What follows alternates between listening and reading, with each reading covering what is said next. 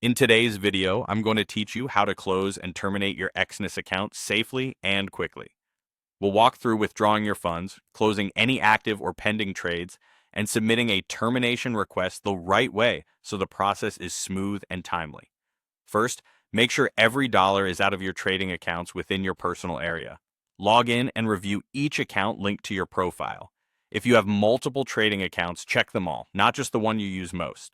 Initiate withdrawals using your preferred available method and wait for confirmation that the transactions are processed. It's a good idea to verify that balances show zero before you move on. If a withdrawal is still pending, give it time to complete to avoid delays when you request termination. Next, close all open and pending orders.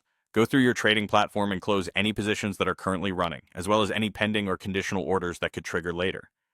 This prevents unexpected executions and ensures your account can be terminated without complications. If you want a record for your files, you can download your statements or history now, but don't leave any trades open.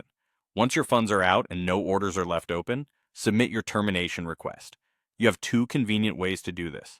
You can send a support request by email using the official address listed on the Exness website or inside the app. In your message, include your account number or numbers, your verification details as requested by support, and a brief reason for the termination. Alternatively, log into your personal area and use the security settings, or open the Exness Trade app and go to the profile or security settings to submit the same request there.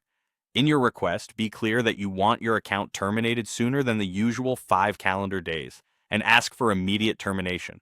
While processing times can vary, being specific helps set the expectation and can speed things up.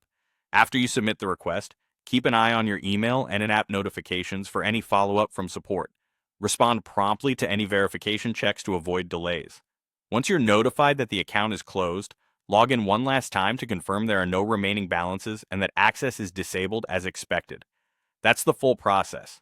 Withdraw your funds, close all orders, and submit a detailed termination request through email or your personal area, clearly asking for faster than usual processing.